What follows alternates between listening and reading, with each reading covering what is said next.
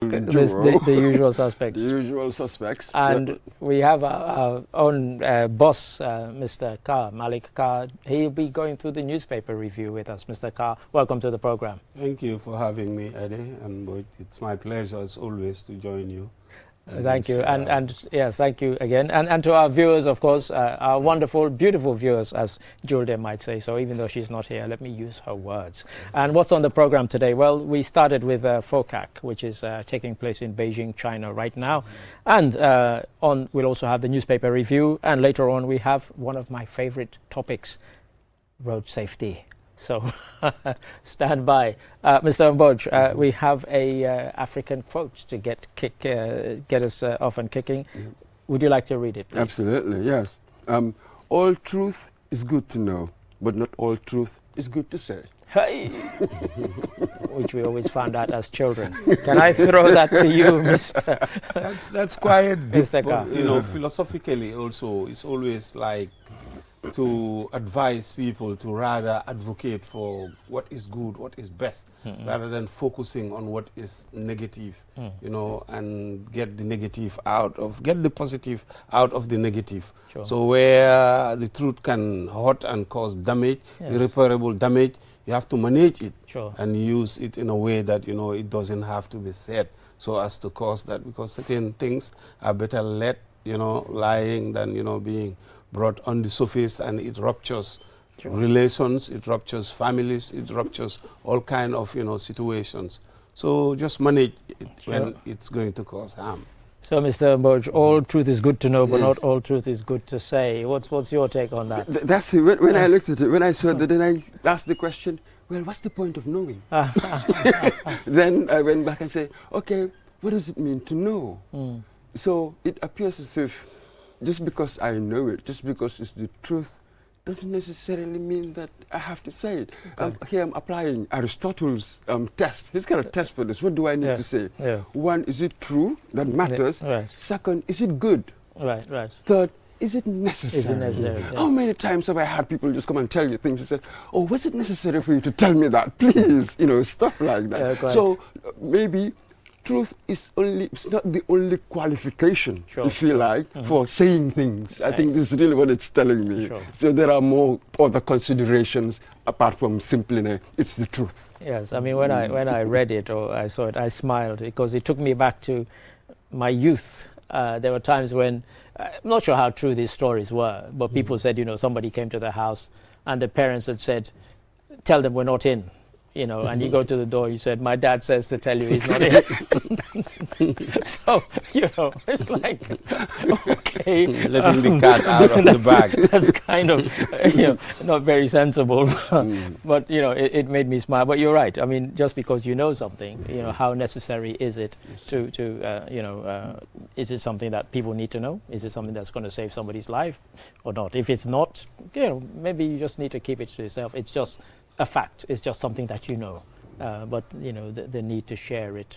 You know, in other words, the bit says, but not all truth is good to say, because as Malik rightly says, there's some truths that can be quite harmful, and maybe you're not the person to say it, or you're not to say it in that way. You could damage a relationship. You know. Again, you know, I was watching a movie last night called The Sandpipers with Richard Burton and Elizabeth Taylor. And these two men were having an argument at a party, and one of them said to the other, I don't think these are your views. These seem to be the views of Lauren Taylor. And the wife kind of looked, and everybody went, oh, because the other man knew that this chap was having an affair with Lauren Taylor, but nobody else did. But he kind of let the cat out of the bag. It was true that he was having an affair, but nobody knew until that point. You know, so it was quite a sort of interesting movie. And that was before the lights went off. Lights seem to go off at 9:30 prompt at our area every day now. which is not very good. But yeah, but I like this one. I like this particular take. I'm not sure where it comes from because there's no telling which country it's from, but nonetheless a good one. So I think we've exhausted that one. Absolutely. Yeah, and perhaps just to add that, but you know what people are like? We say things sometimes because we want to hurt you. Yeah. That's the danger about these things. Yeah. So you say things because you just want to hurt You want to sting people because sometimes words can be more poisonous, more hurtful than even a knife. Yeah. You know, some people hold very strong philosophical positions with regard to that the truth may hurt, but you just still have to say it. But it depends the consequences, you know, if they are dire to the extent that they can create, you know, some serious consequences, it's best you let sleeping dogs lie. Yeah. And then let there be peace. Let peace prevail. There are times when you kind of, you're not grateful for it, because both my parents and my grandparents, we kind of grew up with both in Sierra Leone. They always used to drum into us about you should always tell the truth. And sometimes the truth meant getting yourself in trouble because so you've done something. You can be economical with the truth. This is it. And they would ask you a question, and because we'd been told not to lie, we would tell them the truth of what had happened, and then we'd get into trouble. You know, remember my grandmother used to drum the thing, and for her, the fact is, she would say, if you tell the truth, you don't have to remember it because it's the truth. You tell a lie, you're having to, what was that lie I told 2 weeks ago, 10 weeks ago? But if it's the truth, then it's the truth. You just say what happened. And that was why she said to us, you can still tell the truth and be economical with the truth. As some people sometimes are, absolutely. But thank you for that, gentlemen. And so that's our African proverb. And I guess now we should jump into the newspaper segment. And we have our esteemed guest here, Mr. Carr, who we're all three of us, we love to read. And so, you know, newspaper segment is one that we particularly like. So if you see me trolling through my phone, it's not because I'm checking on TikTok. It's because I'm about to pull up some of the headlines in the newspapers. And one of them that we can see on the screen, Gambian woman arrested in Angola for killing adopted daughter. It sounds quite shocking, you know, at first reading that one, and it will be interesting to know what the details are.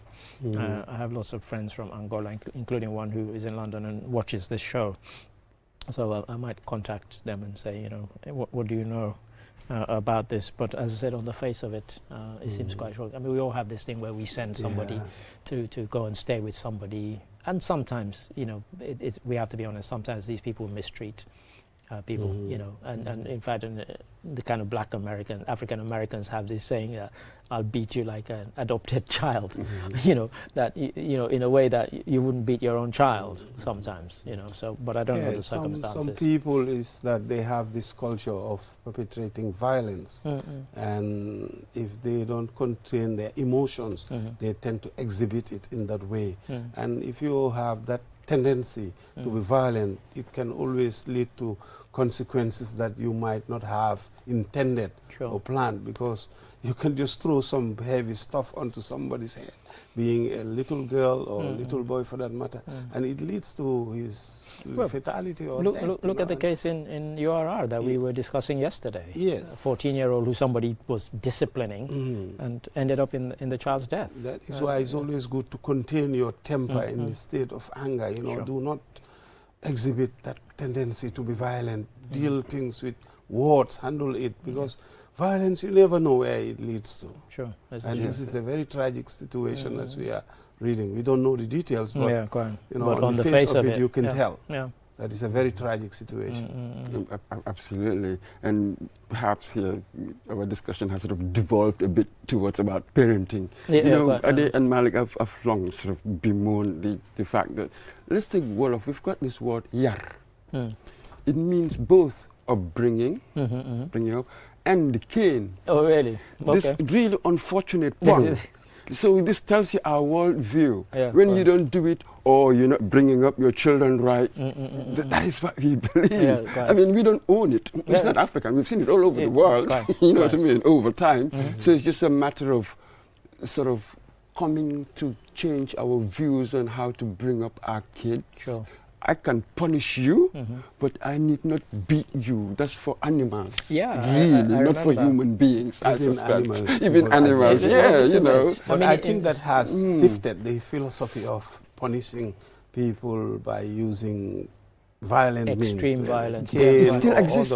It does, but people are more enlightened now. There is a crust of people who don't you hit will their always have a kids, residue of people that are still doing it, but the advocacy and the education continues, and you will not do it, and they will not. So there is a lot of people that will not use violence against anybody for that matter. And in some of our African countries, the fact that the states implemented legislation to ban it in schools. In Sierra Leone, there was opposition from many teachers who wanted to carry on caning.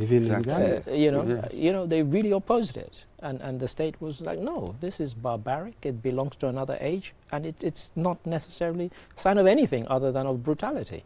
You know? Because that is how we were brought up. And a lot of people believe that I can attest society to the number of times I was They don't factor that society, the dynamics have changed, the population have changed, the economics have changed, so there will be a lot of other hosted, issues that are attendant to that, the fact that the population have changed and a lot of things. But they attribute it to the lack of use of the cane in the school. That is why kids behave like this. I think that is absolutely redundant argument. That argument is. I agree with you. I agree with you. So that's from the Standard, and we saw that. So still on the Standard, we heard that Barrow Lord's Gambia-China partnership. This was when he landed in Beijing for FOCAC, Foreign China-Africa Cooperation. We're hoping to speak to our colleague Geneva Sonko. There's several hours ahead of us in Beijing, so we might be waking her up and getting her out of bed. So that would I think the world is coming back to that bipolar politics, which used to be in those days. Remember the East and the West, and now mainly it's China and the West. China, you can say anything that you want, but they have impacted in Africa big time in terms of infrastructure. Before, the Chinese infrastructure in Africa was more or less zero. I know some of the debts are very bad loans. They cannot be paid, and sometimes they cannot fulfill some of these mega projects that they undertake. But if you look at the road transformation, they have this Belt and Road project. Initiative. It has changed drastically the landscape of most African countries, including the Gambia, and also bridges and all these things. And these are welcoming, and I think the West ought to learn from this. If you look at our sub-region, for instance, you look the countries that recently had coup d'etats, they're gravitating towards other countries away from the West because of this perception or this realization that they're not seeing some tangible things. I think in terms of, construction of roads, bridges, and many other things. I think they schools, ought to hospitals, they really have Conference center. Mr. Mboj, what's your take on it? Mboj is on a different level. No. Everything you've said is absolutely true. But for me, it is still the imperial setup. You have one big power. 54 countries we've come to meet you. And we are not speaking as a single voice. Can you imagine in certain areas if you had the EU speaking for Africa? There's more power in that. So you realize that you've got more bilateral agreements there than the multilateral sort. And then you have the power and you're weak. You will probably accept so much that you shouldn't really. So this is the key. Perhaps the jury is out, I think. Because there was a study I was downloading the other day. I haven't read it yet, but it appears to show that when you look at the balance sheet, yes, they're doing all of these things, but what they're getting from it, we've not been looking at that aspect as well. We've just been focusing on what we think that we've been getting. But what have they been getting in this extraordinary disparity? Remarkably, that was a question that was asked in one of the forums that I belonged to, because what prompted it was I posted the video of the Guinea president, Mamadi Doumbouya, landing in, and somebody said, they there talk about China's vision for Africa. And he said, well, what is Africa's vision for itself and for its relationship with the likes of China, Russia, and the West? Do we have a vision? And kind of similar to what Mboj is saying, that yes, it's fine they're doing all these projects because they have an agenda. Do we have an agenda besides? Yeah, but that is where the AU comes to play a role in constructing that agenda, because Africa is endowed with a lot of mineral resources. We know that, and China is interested in those, particularly iron ore, like lithium, bauxite, iron ore, bauxite, and this, they are here. We have a lot of gas, we have a lot of petroleum deposits, but then it's left to our leaders to really negotiate for us what is good for us. And I think that consciousness is beginning to emerge with the type of leadership that is emerging in Africa. We're beginning to demand more and more in terms of bargaining what we have, rather than, you know, just laying back and allowing people to come and remove things. Like, for instance, here, we don't know even what type of resources we have in terms of mineral resources. What are there? Where is the statistics? Where are the details? What things are we exporting? I know we are exporting a lot of minerals here, but there is no intangible information and details. There has to be that transparency where the people ought to know and realize that they are selling A. How much are we getting from A? That's it. Well, if you don't know you're selling A, then we cannot even know. And I used the example a few weeks ago on this very program of what happened in Guinea when Lansana Conte came in and he made a big show of renegotiating all these contracts with all the mining companies. When Doumbouya came in, he just renegotiated those same contracts that were renegotiated. So even though Guineans thought they were getting a good deal, when Doumbouya and these coupists took over, they said, no, it was a terrible deal. and so he made a great show of, you know, him with these people signing the new renegotiated contracts. You know, so who knows? You know, kickbacks. Yeah, it's just that. If you have a project worth maybe 100 million, you just get 4 million out of it and cut it. And this is where we are being disadvantaged. And that's what they found with Lansana Conte. His wife was the one to whom the money was to be paid, like 10 million for every contract that was worth 100 million. And, you know, 10 million would go into her account. It's like, distorting the realization. Yeah. So we are being so charged, you know, as African people. Yeah. But going back to the summit in China, I think, like Moj said, we have to represent our interests in a way that we will benefit as a people. Yeah. We will see it in tangible ways rather than just going and getting saying thanks, you know, thanks for all the good work. Yeah. But with China, you tend to see they like in Gambia, rural Gambia now, the roads, they are top-notch. No, the evidence is there. I know, I don't know the cost and all these things, but sometimes it's worth it. They have to open up the country by building up some of this infrastructure, which are completely absent since independence. Yeah, I mean, as I mentioned earlier, they've given us a world-class conference center, cost of about 50 million, so, you know, Let them bring more. We can have more. So we'll take a break at this point, and quick commercial break, and when we come back, we'll delve more into some of the other newspaper stories. Don't go away. Join us after this break. Looking for internet for your free videos, pictures, chats, work, and school projects? Think Free Night Browsing. QCell's Free Night Browsing lets you browse the internet for free. Oh yeah. Get a data SIM, recharge a minimum of $500 and enjoy free browsing after 24 hours from midnight to 6 a.m. every night for 30 days. QCell, Sunubus. We innovate, others follow.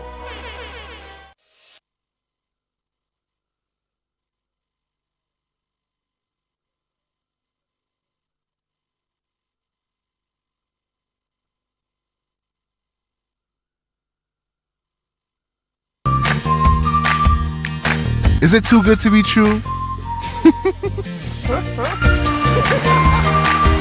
QCell. We innovate, others follow.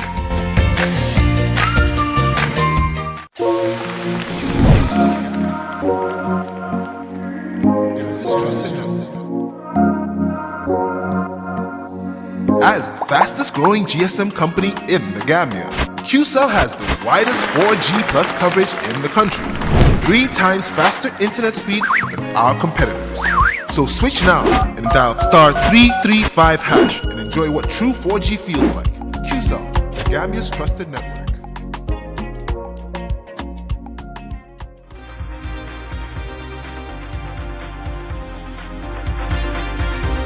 Hello viewers, welcome back. You're watching This Morning with me, Adi Darami, Momodou Mboj and Malik Carr. And just before the break there, we were talking about, we kind of used the jump off of His Excellency the President's visit to China for a kind of wider discussion on Africa-China relations. But let's look at another newspaper headline, this time from The Point. Quite an interesting one. It says, Pura slams government policy as obstacle to investigate Apoji and others. I don't know whether Pura did slam the government or whether they just said it in this investigation that's ongoing. That's a big charge. That's quite a charge. That, you know, whether government policy, either, I don't know, maybe it's because of the way the policy is, that they can't investigate, or whether they're implying that somehow they're I think there is a session ongoing at the National Assembly. There is. Over this. That's right, about this. That's the fuel. The fuel one. The fuel one. Yes, yes. And I think another of the newspapers also the carries allegations that. on that are quite scandalous. They have to get to the yeah, bottom some of of quite serious allegations. But I mean, I have to be honest, I've not been following it that closely, to sort of know exactly what's going on with this particular one. But it seems to have been getting a lot of the headlines. Pura is speaking like that, they must be frustrated. Well, yeah, you'd imagine that something kind of major must have government at the same time, so I don't understand. Well, so they're directly under the... you're a government agency. Are you blasting government, really? Yeah. Yes. Can you imagine? But yes, you are. Well, I would prefer to call it really the state agency, just to distinguish it from the government, because governments come and go, that sort of thing. Whereas they're supposed to be at least quasi-independent, aren't they? Well, that's yes, right. that sort of thing. Yeah. So. Yes, you have every right to blast government if it doesn't do what it is supposed to do. If it doesn't behave in the way that we expect government to behave, you have every right to blast them. That's your job. Yeah. So here it will be you important must be careful with newspaper headlines sometimes. Absolutely, but get to know. I'm talking in the abstract. Quite. You know what I mean? That's the job of a Pura, you know what I mean? Yes, that kind of regulatory body, isn't it? If government does something wrong, you blast it. So obviously here we just need to go into the details and see what is Pura going is on. legislated as a statutory body, empowered, and its mandate is very defined in law, so I don't think there should be any impediment on their way in terms of investigating. If it's the case, then it's really destroying the very essence of its establishment if they cannot get through to get to the facts of certain things, investigative or otherwise, because that's what they were established for in law. That's right, and this one, as we said, it's one that's been kind of dragging on for a while now. Mr. Ambuj, I don't know if you have your phone. My phone is frozen for some reason. They can display the newspaper. They can flash the next newspaper headline on the... my phone is somehow decided to misbehave. Here we are. Yes. Yes. So we're talking about the Pura one, and this is one of these ones. And one of the things whilst we're waiting for that, I mean, we also have the local government commissions. That's still on.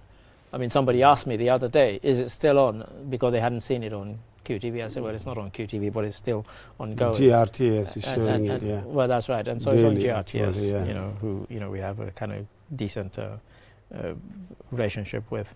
And here, the one that we dealt with yesterday, if I can go back to Foroya, if we can pull that up, it says Moha says central bank processing payment of stipend to Gambian students in Morocco. This one came up. The students had issued a press release saying that there was an amount, and the ministry wanted to clarify that there's an amount that should be paid by the Moroccans who were offering, and there was a kind of top-up that was being paid by the government, and they were saying that Treasury. Yeah, but they must expedite these things because, if you are abroad studying in some of these foreign countries, it can be challenging if your resources or your money is finished. Yeah. Sometimes you might not even have enough to buy food. Well, this is it. So that is why it's so important that they have to be on top of these matters. Yeah, quite. I mean, dominating Foroya is Finance Minister to brief National Assembly members on annual budget implementation. That's a kind of standard thing, isn't it? And so he will appear before the House, and he will, I think they are doing a great job, the House, especially these committees that are set up in terms of looking into institutions and getting into certain details that will highlight or enlighten the people about ongoings in certain departments or institutions. So they're doing a tremendous job, but the thing is, at the end of the day, what will come out of it in terms of their recommendations or whatever they decide to do, if they found anything on one thing. That is the challenge that they are going to be faced with. And that is the crucial part, really. Afterwards, the findings and the recommendations. That will determine what will change or what will just continue. People would have been aware and engaged. So that is one. Even if there is no result, people would know that this particular institution is failing. That's right. But the thing is, there is no action to remedy that fail. But people would have been aware. So they're doing a tremendous job in that aspect. And what we'll be looking forward to is that once you have all these kind of, inquiry commissions and so on, yes, the recommendations are good. The implementation, of course, is where we tend to fall down. Somebody steals 20 million. Somebody steals 20 million, and you tell them to pay back 1 million. It's like that's not punishment, and people will be expecting much harder. Well, that just go to show a government how serious a government is with regard to dealing with corruption and other issues, that are really affecting our resources. So they have to be serious. Yeah, quite. And in the end, it is action that matters. Of course, not just the because talk, otherwise we're in a democratic society. Otherwise, you'll pay the price. Yeah, quite. It always happens. It's action that matters. That's what people judge. It doesn't matter what you say. People judge what you do, what they can see, much more than what you say. Yeah. So, if a government doesn't want to act, your choice. Yeah, because sometimes we get, even this morning we got a bunch of letters that were about validation of policies. We get tons of those every month. And, and I was discussing with my colleague Babukar Sise, I said, we don't want the kind of validation workshops really. What we want is that call us in 6 months' time and tell us you validated it and this is what we've done, having validated the policy. Because the action is what we want. You can pat yourselves on the back and say it's been reviewed 100 times, it's now been validated. What does that mean?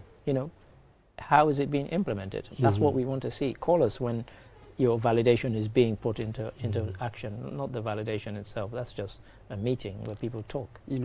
People who write in these things, they give you two different kinds of management. Process management and outcome management. The process management, we've had the meetings, or we've had the conference, or we've got the workshop. They will tell you all the processes that are going on, but actually the content of it all, what's the outcome? We never really measure outcome. So most of what we do is just process management, not outcome management. Well, this is it, because we had at our training, we were talking about development news. You go to many African countries, and a lot of the news is what people now call development news, because we're all developing countries. And I said to them, you could live in London and watch TV in England for a year and never see a single workshop. That's a fact. Never. But here we know the context in which we're working, and we know why it is, because people want to see what these developments are, what these international agencies, partners are bringing to the country. And so that's part of, why we do what we do. But, it's if we wanted to be blunt about it, it's not really news, really, Absolutely. Yeah, so I'm not sure how much time we got here, but I have a quick one here. Trade Ministry engages Gambian journalists and CSOs on free trade protocols. Something that's been validated as long ago as 1979. That is one of those things that is challenging the ECOWAS. ECOWAS, just like AU, they have to be seen and be felt to see that they are doing things that are realizable, rather than just piling protocols upon protocols just to gather dust on the shelves. And this is what has been happening. Recently, we just see the engagement between Senegal and Gambia in terms of the relationships of the movement of goods, services, and people. And this has been a challenge continuously, constantly. And it has to be resolved. The law is not there just to be gathering dust. It has to be implemented. So if these protocols are not being implemented, they're not worthy of their, the paper they're written on. Absolutely. And it's about time we become serious within the EU. What is accepted and established as law is implemented. And that is the difference Mojo was pointing out earlier on. Implementation is of the essence of these protocols. In the absence of implementation, it's just words. Invalid. Yeah, quite. Literally. Yeah. You said the EU, but when you look at the EU Commission, they're powerful. Yeah. When you look at, for instance, the EU Commission or the ECOWAS Commission, they're not. So this is an interesting one. You've got all these presidents, we've decided to form this association, but we're not willing to forego that necessary aspect of my sovereignty for the group to work. So it's going to be very difficult for the body to work It's a talking workshop. I believe we've woken Geneva Sonko up, and we're about to get her on the line. But in the meantime, here's a video of some of what's happening in China And then after this, we hope to, haven't woken Jennifer up, we'll get her on the phone. So roll the tape, guys. Arriving in Beijing for the FOCAC summit this year, and earlier tonight, the chairman of Sudan's Transitional Sovereignty Council, Abdel Fattah Abdel-Rahman Burhan, and the president of Gambia, Adama Barrow, were due at Beijing Capital International Airport with their delegations. The friendship between China and Africa began when the Silk Road was initiated in the Han Dynasty 2,000 years ago. Ever since, the two sides have kept communicating through trade, cultural and personnel exchanges. In a new era, the FOCAC summit is not only a platform for cooperation, but also a bridge of friendship, connecting the everlasting relations between China and African nations. And the trade between the two sides reached a record high. China has also established the manufacturing and marketing chains for building materials, home appliances and renewable energy, accelerating the industrialization of African nations. And these will not only strengthen the relations between China and the African nations, but also offer more opportunities for more developing countries. More opportunities for more developing countries. And Malik, some of what you mentioned about the roads and bridges, I believe Jennifer Sonko is on the line. Jennifer, sorry to have woken you up. I know you've been struggling to adjust to the time limits, but how's it going there? Ni hao, ni hao. Welcome to the program. Welcome to the program. I'm sitting in your seat, so I hope you won't mind. But can you tell us some of what you've seen and heard? I know you've spoken to a whole bunch of other journalists who were there with you. And I wonder if you can just tell us. So, yeah, thank you so we can hear you. much for inviting me on the program. So I'm not actually sleeping. I'm currently at the media center of the FOCAC.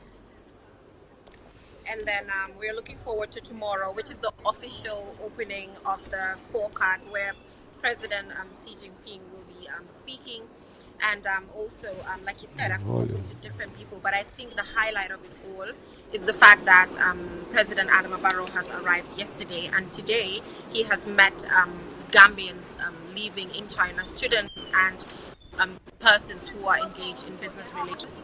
And the students spoke to him about a variety of things, a variety of changes that they're looking forward to. And then the Minister of Finance was there, and then the President promised that when they go back to cabinet, they will look into these things to see ways in which they can improve the plight of these students. And also, it is important that we highlight some of the major topics that will emerge from this FOCAC, which has to do with, for example, climate change.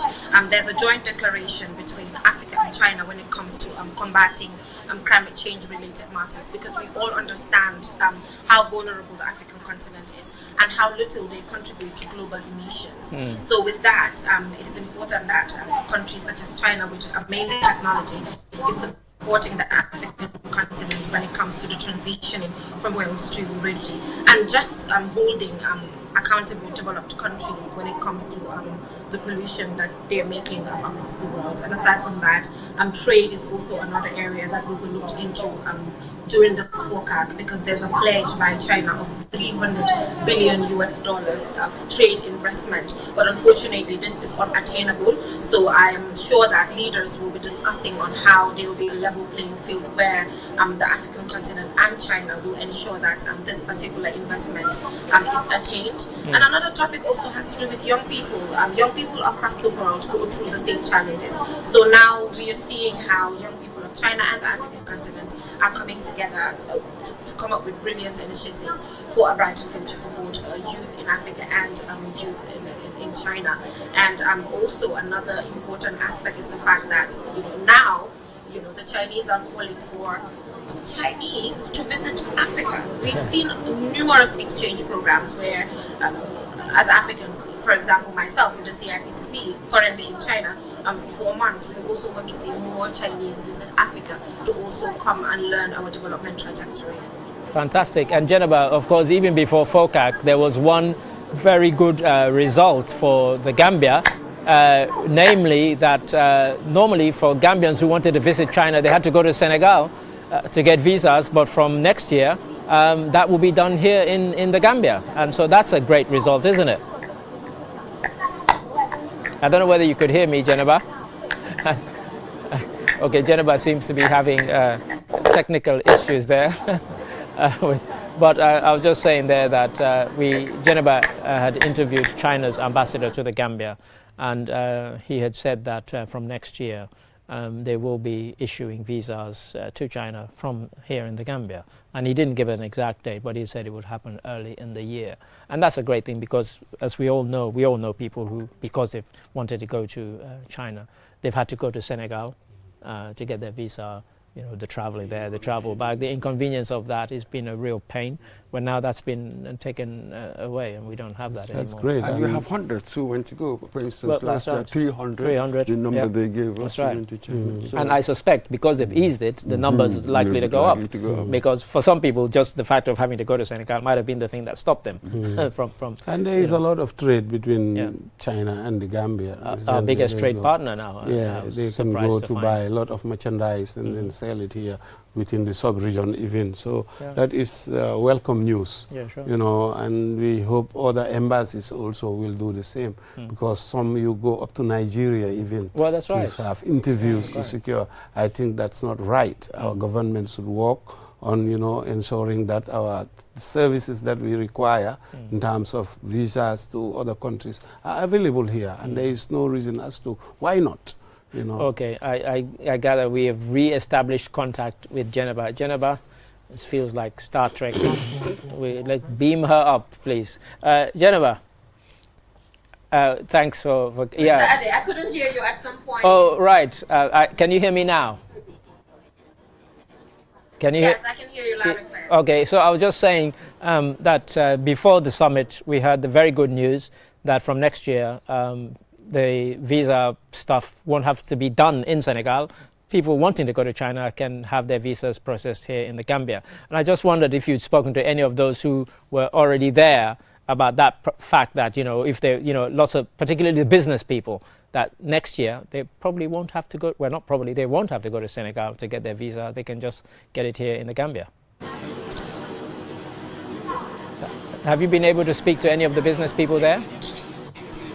Yes, so I'm unable to speak to any of the business individuals so far. Okay. The chairman of the Q Group is here. The GCCI president is here. So hopefully tomorrow, which is the big day, the official opening, I'll be able to connect with them. Okay. And we're also hoping... But you talked about something very important. Something very important, which is the fact that in the fourth quarter of 2025, visa be issued. I think this is also showing how the bilateral ties between Gambia and China is actually growing from strength to strength. Very much so. I mean, the signal is a bit bad and it was slightly breaking up. But I just wondered, for the few couple of weeks that you've been there, if you could just give us your impression of China and what you've been able to see and do so far.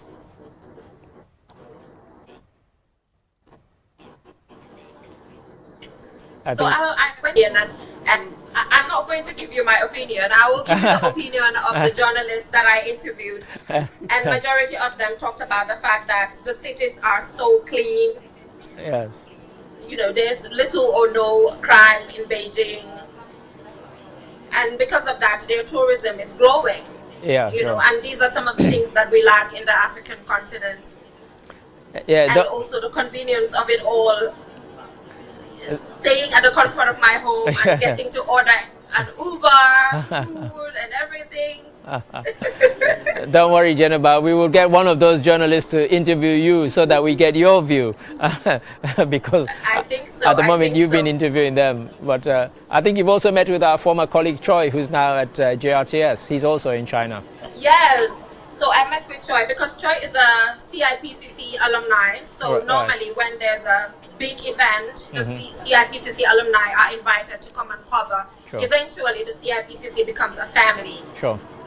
Yeah, so he's in Beijing and he's also doing well. But like I said, generally tomorrow is the big day. Sure.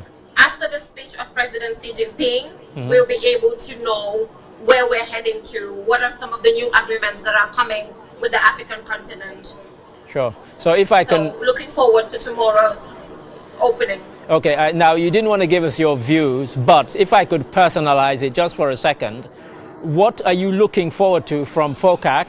And also, on the longer term, for the 4 months that you are there, what are the things that you are looking for on an individual basis for yourself and, of course, by extension, possibly for QTV? So at a personal level, when it comes to the FOCAC, I am looking forward to a clearer vision coming from the African continent.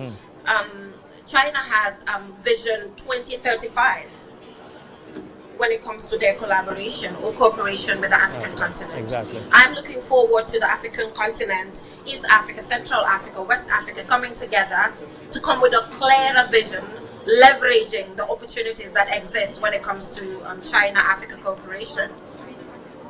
And so, when it comes to personal level, Mr. Ade, I feel like I'm a new journalist. I'm a brand new journalist. The reason is because the way Chinese journalists work is amazing, and I'm getting into the culture of their work ethic and all of that. They are so hungry. Okay. So I just feel like it's quite different from how journalists work in Gambia. So I just want to adopt their culture completely, so that when I come back, I'll be coming with brilliant ideas and become more productive and even hungrier. And we look forward to your reports and lots of pieces to camera, of course. I have one today. How did I know that?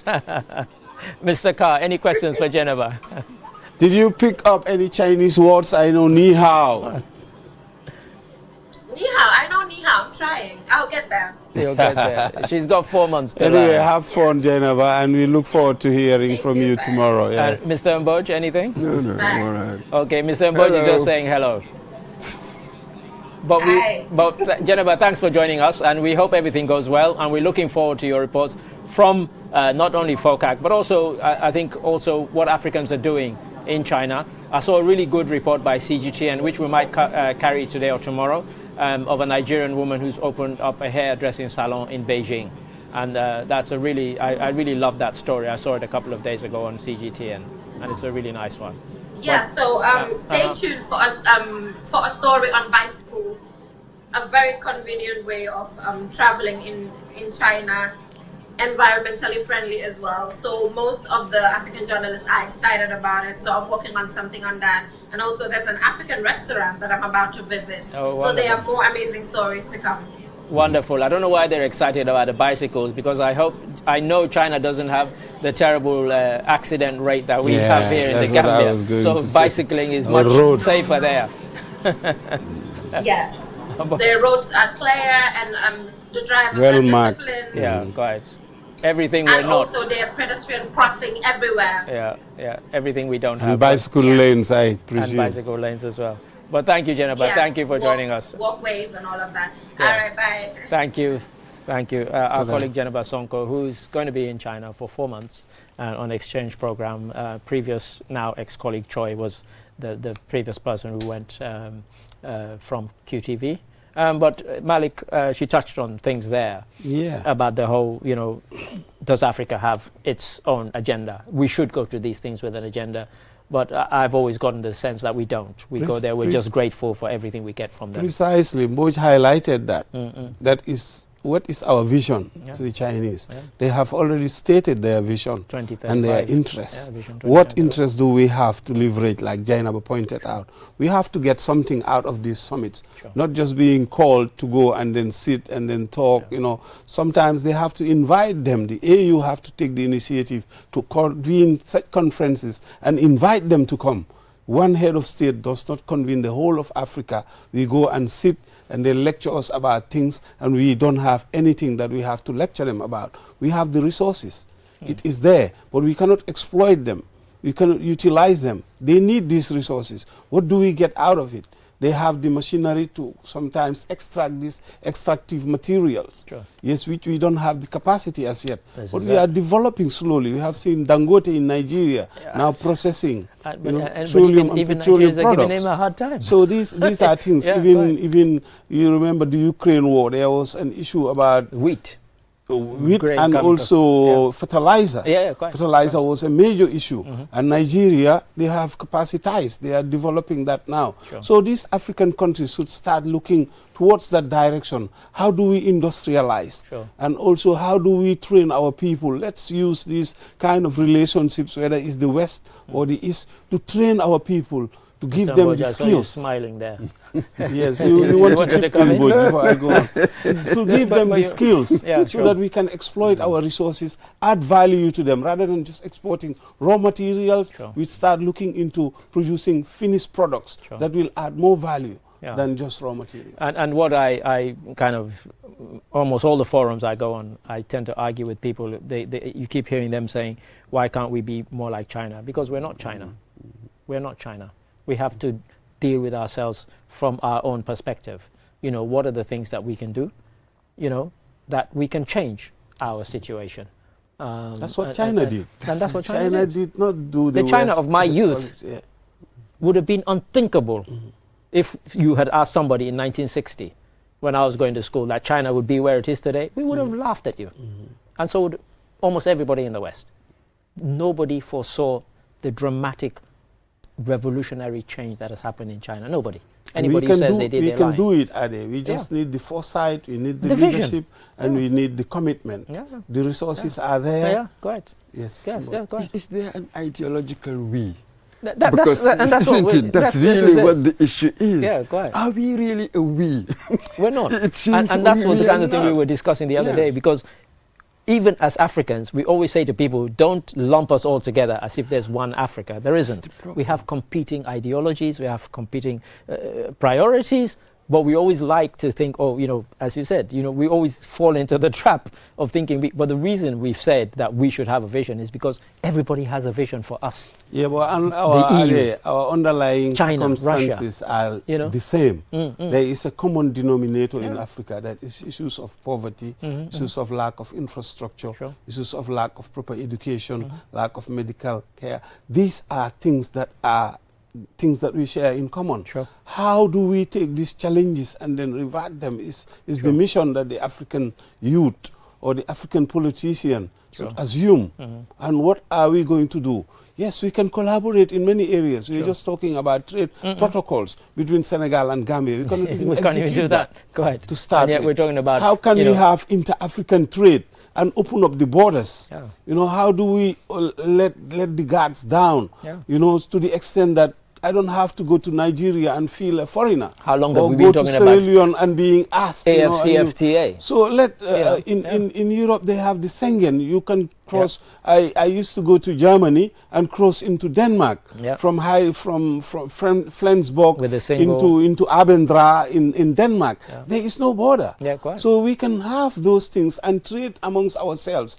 Then we will boost. And then also look at the things that you don't have in an area. If you don't have a specialized hospital, heart surgery in Senegal, let's have one in Gambia. Collaborate with Senegal and create one. So that, you know, Ghana, Sierra Leone, we can all share that. These are things that we can look to and then create. And it's possible. It's not beyond impossibility. Yeah, sure. So, absolutely. It's certainly not impossible. One must never say that. But it was sort of the same question that Wole Soyinka once asked about Nigeria. Are we really a nation?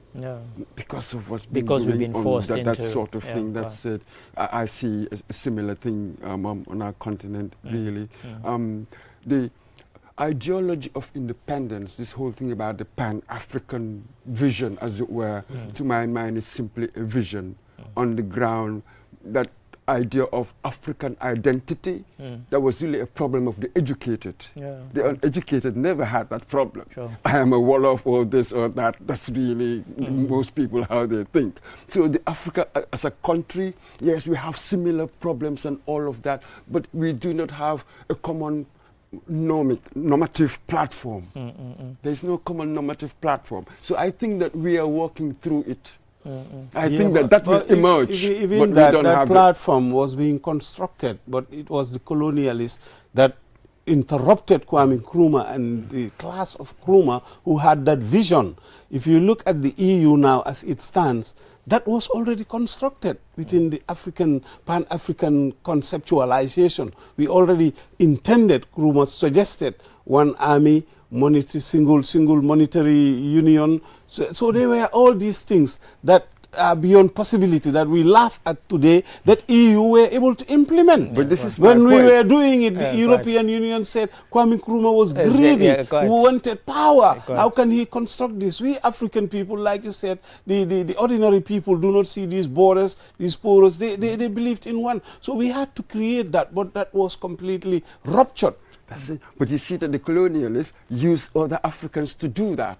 Yes. That gives you the divisions within. And some will tell you, with the European Union, with Europe, the lessons began from people like Erasmus. In Latin, the writers really formed the identity that politicians came and used. So everything, the ground was laid at that cultural level. Yeah, but even though one could argue that Europe was, until recently, they were into wars.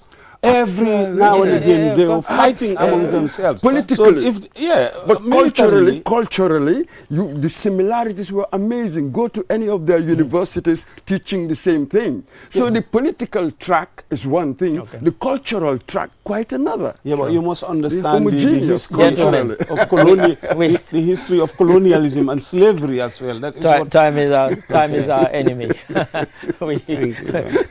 We have to end it there, and we have to thank Malik Kar. We started with a newspaper discussion. We went to China, joined our colleague Jennifer Sonko. And next up, as I said, one of my favorite topics is basic road safety. And we'll have that after this break. Join us after the break. QCell, the fastest growing network in the Gambia, now presents to you the eSIM. QCell's eSIM allows you to electronically scan a code and join the world of digital SIM cards. Customers with physical SIMs can easily switch to the eSIM as well. So rush now and get connected with an eSIM and start using the latest mobile technology with your trusted GSM operator. For more information, call our customer care on 111. QCell, Sinubus. We innovate, others follow. Terms and conditions apply. Get a QCell SIM card for free! Yes, absolutely free! Walk into any of our customer care centers and get a SIM free of charge. With a QCell SIM card, you can get the fastest and the most reliable internet plus wide range of amazing services. So rush now to any of our care centers and get a free SIM now. For more information, call our customer care on 111. QCell Sunubus. We innovate, others follow. Terms and conditions apply. Have you been looking for the perfect indoor router with long-range Wi-Fi coverage and faster internet speed connecting all your smart devices?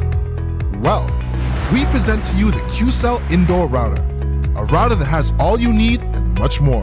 For just $4,275, you can get 4G plus internet speed, wide coverage, and connect up to 15 devices.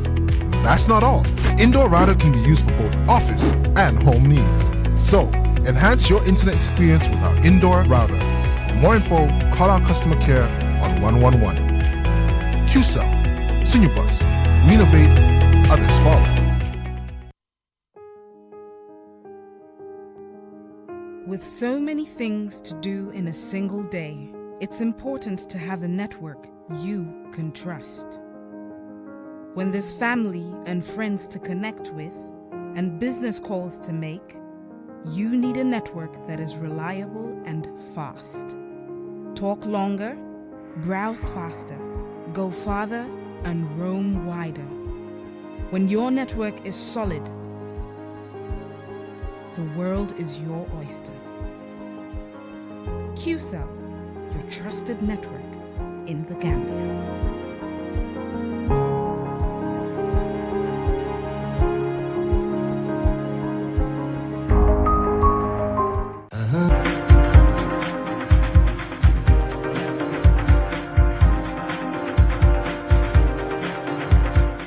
Welcome back. You're watching This Morning on QTV. I'm Adi Darami. I still have Mr. Mboj. Mr. Malik Kar has left us after the newspaper and the philosophical discussion.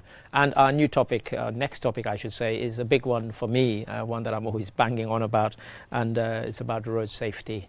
And I have with me Mr. Amadou Jallow from Front Star Driving School. Mr. Jallow, welcome to the program. Welcome. Thank you. Thank you. Yeah. Mr. Jallow, now if one drives along the length of Bertel Harding Highway, we see a whole host of signs being put up, certainly in the last few weeks. Now, that's the driving school and elsewhere. How do we go about educating the public, who are the pedestrians, and also the drivers, about what these road signs mean? Thank you, Mr. Ade. I mean, it is very important we to know the road signs. But all along, what I used to say, Gambia here, our drivers and ourselves, is our attitude. We have a very bad attitude of driving. Sure. Along that Harding Highway, if you look at the road signs, they are very clear. Sure. They speak louder. Behalf of the police and the road. Yeah. But people don't respect them. Sure. I witnessed one scenario. It was amazing. A driver came and stopped, allowed the pedestrian to cross. Another two drivers come. Instead of to stop, the other one overtake him on the right, the other one overtake him on the left. So luckily, those pedestrians crossing, they just stop where the drivers stop. Without that, if they want to cross, the other one will hit them. Believe me, what you're saying, I can vouch for this morning, and this is no word of a lie.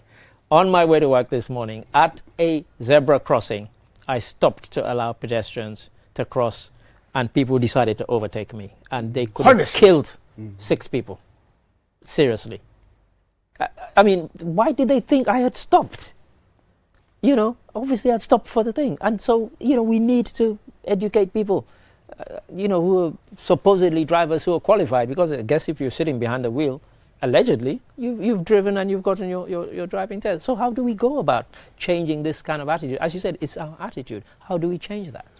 For me, I think the police have to, especially mobile police, have to be more empowered powers. Okay. In the Gambia here, we Gambians have this belief, normally I have a driving license, I'm okay. Sure. Go. I used to tell them, driving license is not a right, it's a priority. Okay. It is feasible. Yeah, in other countries, you cause a serious accident, they may suspend you for 1 year or 2 years. You are not driving with a fine. Yeah, sure. So let's run up some signs on the screen, and I hope you'll be able to see them. Yeah. And just explain to the viewers, some of them are obvious. Yeah. But just explain to the viewers that you're a driver, you come upon this sign and you see this sign. What happens? What do you do? Yeah. So first one. This is a stop sign. Yeah, sure. Obviously, if you see this one, you should know that you should stop. If you can read, yes, go ahead. Even you cannot read. I know. Because we deal with local people at the driving schools. And to be candid, Ade, if you look way behind, 25 or 30 years behind, most of the drivers are not educated. Right. They cannot read and write.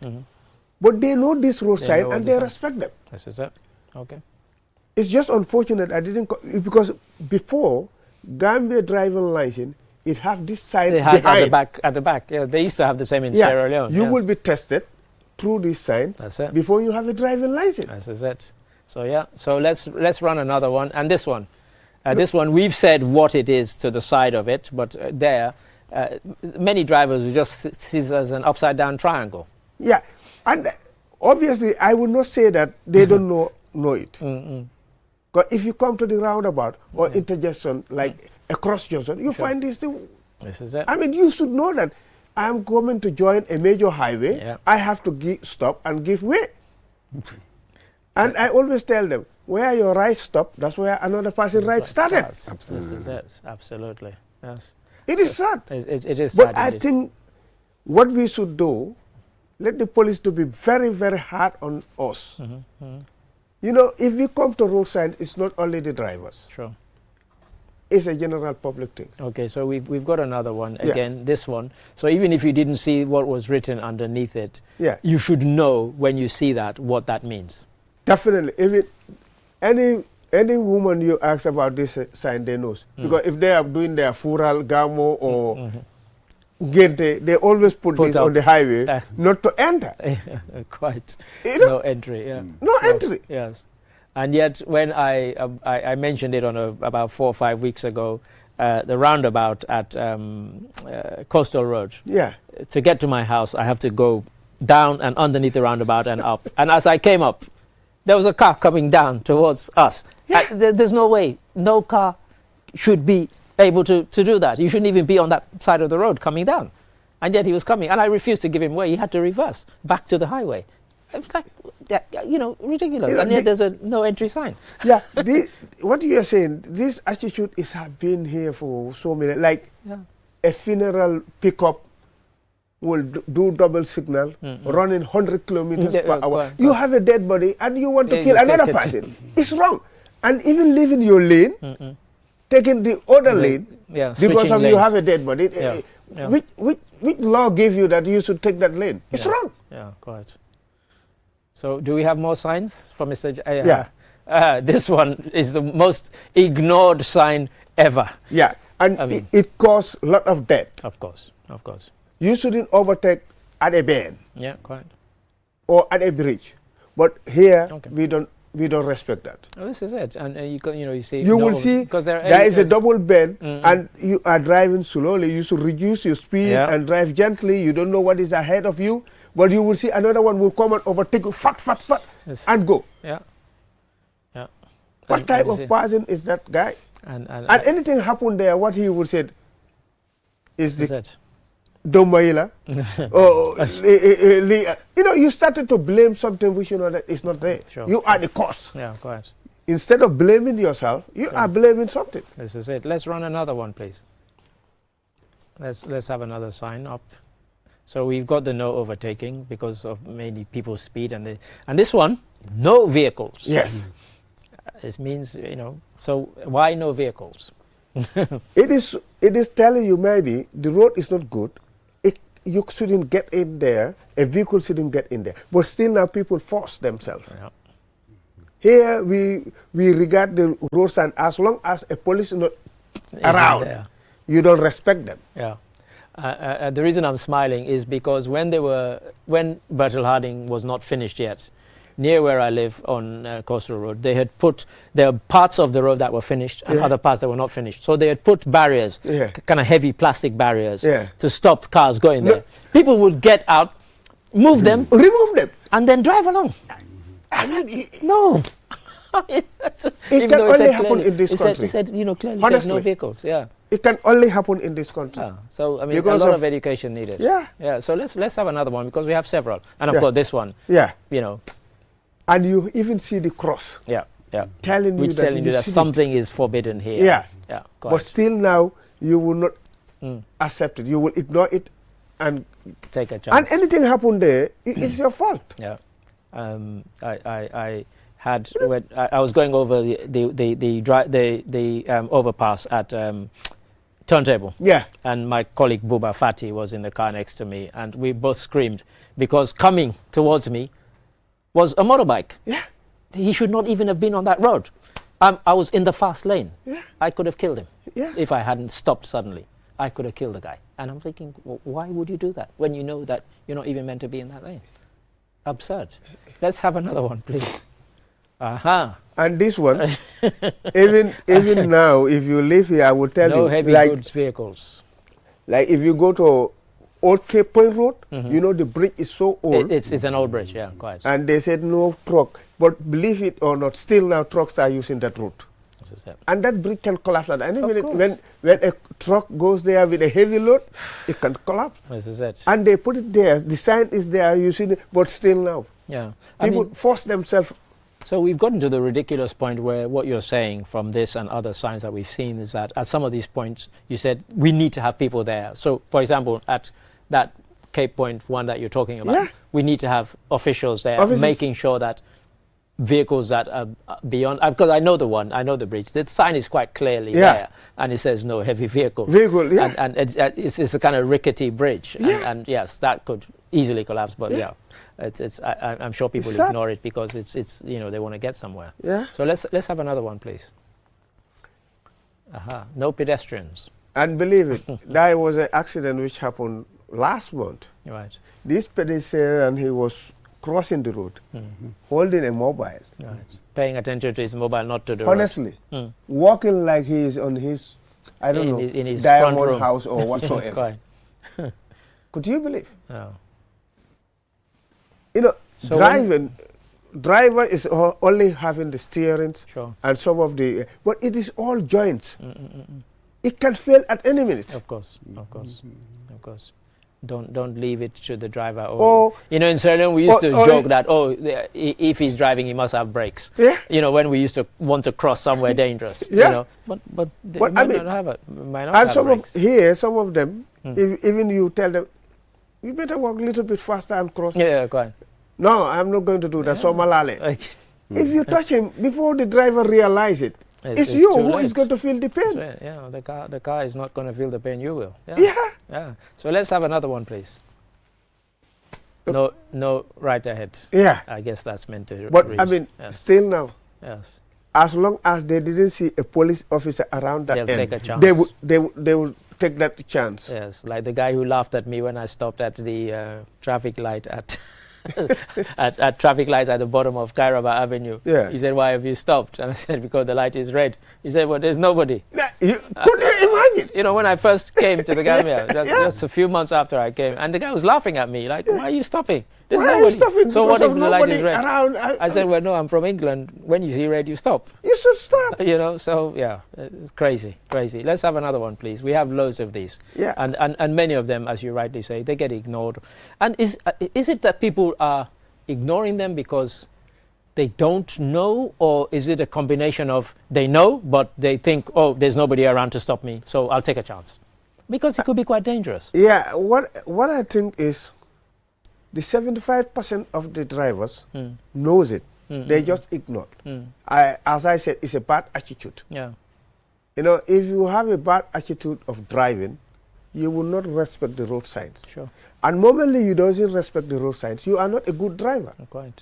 A good driver should be a driver who that he loves his property, he loves his life, and loves other people's life. What you've just said is so important. I wonder if you could just say that in one of our local languages, because there might be people watching who they're not English speakers. But that particular thing about being a driver and why you should respect everything, your life, the property, and so on. So buggee nekk a good driver, danga wara buga sa alel, buga sa bopa, buga ñeneen. Because loolu moo tax yaa ngee dawal moto. Te soo gisee Gambia fii suñ jigéen yi ñoo ñu gën a nekk a good driver because dañ bugga seen boppa bugga seen alel mun a muccali bakkani ñeneen.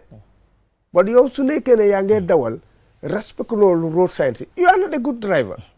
Yow da ngaa dawal rek sake of yóbbu moto o moto bi mu ngi laa yóbbu. Te lii yaaga naa koo wax in the school because road signs all over the world, they are divided into 3 categories. And these are? Circle, triangle, and rectangle. Circle focus is a command. It has a negative command, it has a positive. Lii yëpp war nañ ko xam. Driver Gambia nag 3 côté yëpp xam nañ ko. War dañoo teyteelu. Police nekkut fi nga def lu la ne. Kon yow respectuloo sa boppa. So respecté sa boppa fu police nekkut road signs bi mu fa mu ngi laa waxal ne lu nga war a def danga ko war a yelloo def ko. But soo ko deful dara su xewee rek nga ne waaw doma yi la or like I used to say in Fonyi. Sign mu fa mu ngi laa woon ne fii ndeng yi ñoo fi dee cross. Da nga war a wàññi sa speed nga dem. But nga ñëw with a top speed. Te foofu àll la. Benn nag romba rek accident xamee nga ne nag bu ñuul bu ma waxoon Fonyi. Waaw jinne bi la. You are the devil. That's right. Because yow yaay jinne bi. Because yow da nga ignore luñ la wax lu fa nekk. Yow nga def lu la ne. But I'm solo. Let me just. Please, yes. I'm on the time. How much 30 years ago, 40 years ago, driver yi dañ leen daan test. Wow. Bala nga am license. Wow. Naka la mbir mi mel fu mu nekk ndig am na lu ñu xala gis. Fu mu nekk pour am license mu lu gën a easy amut. Fu ma toog lay toog. Xam naa ñi maa call. Ñu isil ma suma license ma lifin. Den duma mun a xam sign si. So léegi nag day gis nit ñi di use tali gi. Dang dee xalaat ne ñii xam nañ traffic regulation dafa I'm not sure. Yow la nay sa gis-gis ci lii. Mr. Boch, suma gis-gis, still now the police have bring it back. Léegi sooy ut driving license doo mun a toog dugalante rek mu ñëw. The new commissioner Kalilu Njai is make sure he is trying to bring that you will go for testing at the police garage. And then you test not only for the driving side, even your vision, theory. Yeah, yes. And the theory part. So let me front star. Every Wednesday and Saturday, we have this class. The theory class. A front star send students so pass theory amulo barke fuñ la utale license. You must pass the theory. In UK, I have never been there, but hamnane, so fail a theory, you have to repeat it. You have to pass the theory before you go for the practical side. Perfect. So let's have a very interesting one, because this one we see it all the time. And and people ignore it all the time. Every day people make a U-turn. Yeah, I mean this one, because it can be quite dangerous. It is. And some of the places where people are trying to do U-turns, like I was mentioning the vehicle that I saw on Friday when I was coming, it has somehow tried to do a U-turn in the middle of Bertel Harding, and the car didn't have enough to get over the middle barrier, and so it just found itself stranded there. I mean, it's like insane. Do you know the most dangerous thing in U-turn? You know, these cars, they are arms, they are bull joints. They have a different angles. Right. Different measurement. Right. Like some of these pickup L200 is very short. Right. It's less than 50 degrees. Right. It's only bends we can turn you to 90 degrees. Yeah. All right? And this joint can come out as quick as possible, as unexpected. If you come in a speed and you want to make a U-turn, this is why you have this car somersault. Yes. You just turn and the arm goes off. Flips you. It flips you. Yeah. You are going. Yeah. So let's have another sign, please. But U-turn, I mean, very dangerous. It is. For yourself, for your vehicles, and for anybody who's a road user. Road user. Yeah, sure. So do we have any more signs? I know we had several of them lined up. Speed limit. Speed limit. I'm laughing because there is nobody. But as you said, you have circle, you have triangle, you have rectangle, and it could be positive or negative. And speed limit, it tells you, it doesn't mean because it says 100 you have to go at 100. But we know that even in places where it says 50, people are doing 100 and 120. This is it. Yeah. And that's why I always advise drivers or students. Okay, so we have them from 10 right up to 200. And for these, there's a reason why. For example, I was pointing out to one of our drivers here from the Q group. We were coming to a school, and it had I think it either 20 or 30. And I said, there's a sign saying there's a school, and then there's the sign with the limit. There's a reason why they want you to dampen your speed down, because it's likely school children might be crossing. Or around the market area. Yeah, quite. Yeah, which that is so populated. People are crossing up and down. They tell you speed limit 20, and you are using 50. Something come across. What can you do? You can't stop in time. You cannot stop that accident. I mean, one of the things that we don't have a sign for here is about people not keeping their distance. You see people driving almost bumper to bumper, and if you have to stop suddenly. In fact, I wanted to explain here. People doesn't respect that. Yeah. You give a distance, somebody will sneak in. Yeah, exactly. Yeah. And This way, when accident impact happened, the one at the front stopped immediately. You will see 3 cars or 4 cars at once knocking each other. That's it. Because of that, is no they've distance. Not given distance. Hadn't been that there is a distance, you can able to control your car before you reach at the other part. I've experienced it when I've given distance. People behind me start beeping their horns. Yeah, they will horn you. Start beeping horn, and I'm like, I just ignore it. You know, because there's a reason why I'm giving distance to the car in front of me. It's not because I'm scared. It's because I'm sensible. You know, but you know, they don't want that. Like you said, you know, people kind of beep in and out. So do we have some more? I had this one. That's it. Oh, God. You see this pedestrian crossing, the way he is walking. But in other places, I told you this before, you will see somebody holding his mobile. Strolling across. You know? Feel I mean, this one, I think it's both for drivers and for pedestrians that we need to educate people, because today there's one right by the Sukuta traffic lights, but people were crossing just like 6 feet from the zebra rather than using the zebra crossing. It happened to me yesterday. This including Sukuta descent, going to Sarepate, that zebra crossing. Yes. They will leave it. Yes. And cross the other side. Quite. You are expecting to use the zebra crossing. There's a reason why the zebra crossing is there. Yeah, quite. Just walk a few feet and then use the crossing. It's a safe crossing. Definitely. Potentially a safe crossing. But like I said this morning, a father and 5 children, and I was kind of beckoning to them. In fact, a policeman had to tell them, come back to the zebra and use the zebra. That's why people have stopped for you. Because I stopped for them because I knew they wanted to cross. But I knew drivers would try and overtake me if I stopped for them to cross. So I was beckoning them to come. So the policeman had to drag them to the zebra, and then they crossed at the zebra. I mean, but it's like, you know, so it's there for a reason. We have a long way to go. Exactly. We have a long way to go. Definitely. People like you and QTV trying to educate people on So we have one final one, because time is our enemy. Well, double bend. Double bend, quite. You know?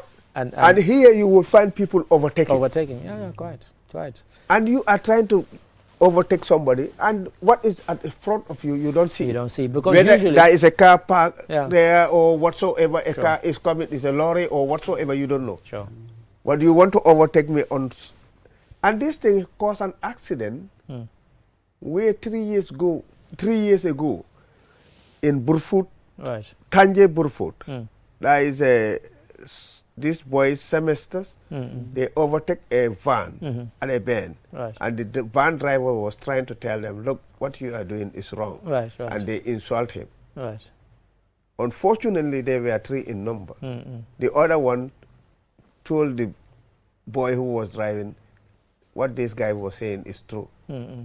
He told him, step out, you are a coward. He stepped out of the car.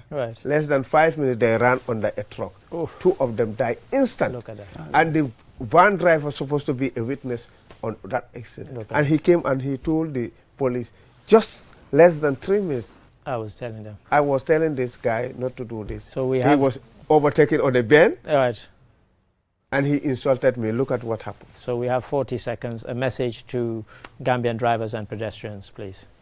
All right. My message is simple. Let's try to respect the road signs. Let's try to learn and know the road signs. Those who you know that they wanted to learn how to drive, let them go to the driving schools. Government is making a lot of effort building a new roads, which you know that yesterday we couldn't have the opportunity to see them. And the road signs which are on that roads, let's respect them. Thank you. Thank you very much. Mr. Amadou Jallow from Frontside Driving School, thank you very much. Thank you very much, Ade. And Mr. Mboj is a friend of mine, but I know he forget me. He cannot remember the face. But if I tell him where he used to be... Remind him off air. And Mr. Mboj, thank you. And to the viewers, thank you for watching. And yes, I'm not Ibrahim Asori Balde. I hope he'll be back tomorrow. But until we come your way again tomorrow, goodbye.